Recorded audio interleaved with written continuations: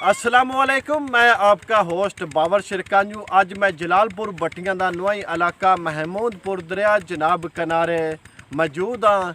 इत्थे मेरे नाल खाना बदोश लोग मौजूद ने जिहड़े हाल ही विच तकरीबन 2 महीने हो गए मुसलसल दरिया जनाब दे पानी दा तराव चढ़ाव दे नाल ये एल खाना बदोश लोग बड़े परेशान ने। अगर मेरा कैमरा मैन दिखा सकते, बिल्कुल दरिया किनारे नंदी रैशगाह झोंपड़ियां मौजूद ने। बिल्कुल जाई दरिया दा विच पानी आउंदा तकरीबन लख सवा लख क्यूसेक दा जिवें रेला आउंदा है।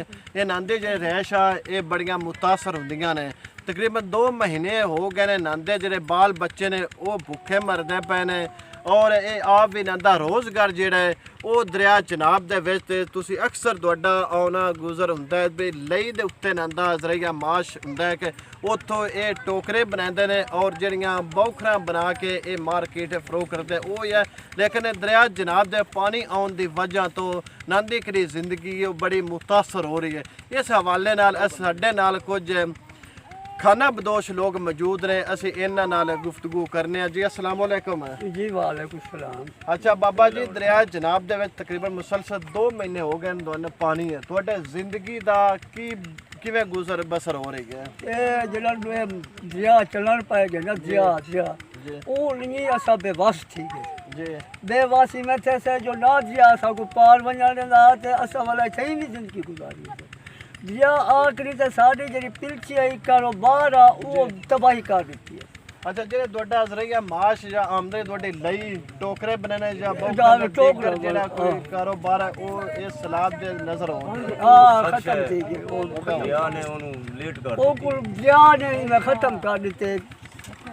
अगर असादा हुन कोई बिया रोजगार करनी अल्लाह वाल साहब को करें दे तो वाल मसा तो तुसा साल मेहरबानी करो। अच्छा तुसी हुने मौजूदा हुकूमत ते बड़े बड़े दावे करदी पई है ते इस गरीब होना भी एक साडा मुल्क ते जुर्म बन गए ते वैसे की तुसी इस गवर्नमेंट अगे तवक्को ते कोई नहीं कीती जा रही है? क्योंकि सन भी इस महमूदपुर किनारे गुज़श्ता 2-3 साल तो मुसलसल कवरेज करते आ रहे हैं भी दरिया जनाब ज़मीनी कटाओ ओटो तकरीबन 2000 एकड़ दरिया बुरद हो गए। कई इतने बस्तियां जड़ियाँ दरिया बुरद हो गए, कई इतने आबादियाँ ते कच्चियां आबादियां डेरे जाते गए दरिया बुरद हो गए। लेकिन गुज़श्ता साल इन्हां दिनां दे विच DCO हाफजाबाद के साडा सबका MP है मियाँ ममून जाफर तारड़ साहब भी वो आए सारे ना दरिया जनाब का विजिट किया। उन्हें इन्हां पिंड वालियां नूं चूना ला के टुर गए सन बई आ तुहाडा साडे जान दी देर है, तुहाडा नाकू ते कम हो जासी। लेकिन इन्हां तकरीबन हालिया 2 महीनों दे विच तकरीबन इस पिंड दा 50 एकड़ जरी रकबा जिहड़ा वो दरिया बुरद हो गए। दरिया बुरद होने की वजह तो ये जेड़े इत्थों के मकामी ज़मींदार सन वो आप भी बेघर ते परेशान हो गए। लेकिन उन्होंने परेशानी के नाल नाल जेड़े ये आवाम खाना बदोश सन ये भी शदीद मुतासर होए ने। इस हवाले नाल भी सानू 2 महीने हो गए साडा जेड़ा कारोबार है वो तो डोल ही ठप हो गए। बाकी जरा साडा खान पीन दे बच्चे सन आ मगर जेड़े बैठे ने ये बस इस तरह आस उम्मीद ला के बैठे ने भी कोई मुखैर हजरात आवेदा कोई मसीहा बन के आवेदा साडी अमदाद आके कर सकते असी खावां दे। इस तरह ही करते रहे। साडे नाल एक माई जी मौजूद ने, इस हवाले नाल असी इन्हां नाल भी गुफ्तगू करांगे। अस्सलाम वालेकुम अम्मा जी, की हाल ने?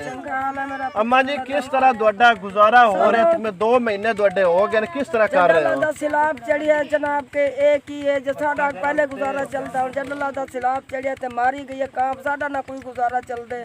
साडे हुण बच्चे 2 दिन 4 दिन पानी है, साडे बच्चे भुख पे मर रहे, साडी कोई वकात कोई नहीं। कोई साडे जिली इंतजामिया या अवामी नुमाइंदे अगे की अपील कर सकते हो? जो कोई थी संगे साडे नाल तावन करो, मेहरबानी करो, साडे बच्चे भुख मरदन, साडे नाल कोई मदद करो, मेहरबानी करो। कोई सानू जगह दी जांच दो ते असि तुहाडे मुसलमान दिए नहीं तो गरीब जा जी शायद तो आपको था मिल वैसे सानू भी हुआ मिल जासे तो सानू कोई जमीन च दो या कुछ बहान दी जांच दो ਤੇ ਤੁਹਾਡਾ ਬੜਾ ਹਸਾਨ, ਤੁਹਾਡਾ ਬੜਾ ਉਹ ਧੁੱਪਾਂ ਨੂੰ ਵੱਟਾ ਜੀ ਤੁਸੀਂ ਇਹਨਾਂ ਦੀ ਗੁਫ਼ਤਗੂ ਸੁਣੀ ਹੈ, ਇਹਨਾਂ ਦਾ ਇਹ ਹੈ ਵੀ ਸਾਡੇ ਹਕੂਮਤ ਅੱਗੇ ਅਪੀਲ ਹੈ ਵੀ ਕਮ ਸੇ ਕਮ ਸਾਨੂੰ ਖਾਣ ਪੀਣ ਤੇ ਮੁਹੱਈਆ ਕੀਤਾ ਜਾਵੇ। ਸਾਡੇ ਨਾਲ ਇਸ ਵਕਤ ਅਹਿਲੇ ਦਿਹਾਤੀ ਮਹਮੂਦਪੁਰ ਦਾ ਰਹਿਸ਼ ਜਿੰਦੀ ਦਰਿਆ ਬੁਰਦ ਹੋ ਗਈ ਜ਼ਮੀਨ ਉਹ ਮੌਜੂਦ ਹੈ। ਅਸੀਂ ਇਹਨਾਂ ਨਾਲ ਵੀ ਗੁਫ਼ਤਗੂ ਕਰਨਾ ਜੀ। अस्सलाम वालेकुम। ਵਾਲੇਕੁਮ ਸਲਾਮ। ਇਹ ਹਾਲੀਆ ਬਾਰਿਸ਼ਾਂ ਦੇ ਤੇ ਦਰਿਆ ਦੇ ਵਿੱਚ ਪਾਣੀ ਛੋੜਨ ਦੀ ਵਜ੍ਹਾ ਤੋਂ ਇਹਨਾਂ 2 ਮਹੀਨਿਆਂ ਦੇ ਵਿੱਚ ਤਕਰੀਬਨ ਦਰਿਆ ਜਨਾਬ ਨੇ ਇਹ ਮਹਮੂਦਪੁਰ ਦਾ ਕਿਤਨਾ ਰਕਬਾ ਦਰਿਆ ਬੁਰਦ ਕੀਤਾ ਹੈ।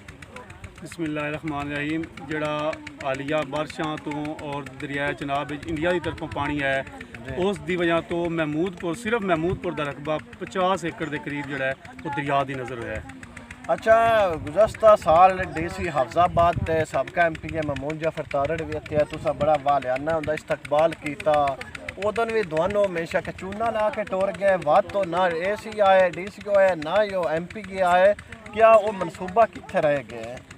ਜਦੋਂ DC ਸਾਹਿਬ ਤੇ ਮੀਆਂ ਮਮੂਨ ਜਾਫਰ ਤਾਰੜ ਸਾਹਿਬ ਜਿਹੜੇ ਸਾਬਕਾ MP ਨੇ ਜਦੋਂ ਇੱਥੇ ਦਰਿਆ ਦੇ ਕਿਨਾਰੇ ਤੇ ਆਏ ਨੇ, ਸਾਨੂੰ ਬੜੀ ਖੁਸ਼ੀ ਹੋਈ ਹੈ ਕਿ ਅਸੀਂ ਸਾਡੇ ਅੱਗੇ ਅੰਦਰ ਇੱਕ ਖੁਸ਼ੀ ਦੀ ਲਹਿਰ ਦੌੜ ਗਈ ਹੈ ਕਿ ਉਹ ਅੱਲਾ ਕੀਤਾ ਸਾਡਾ ਬਚਾਓ ਕਰਨ ਵਾਸਤੇ ਕੋਈ ਬੰਦਾ ਅੱਲਾ ਨੇ ਭੇਜ ਦਿੱਤਾ ਹੈ।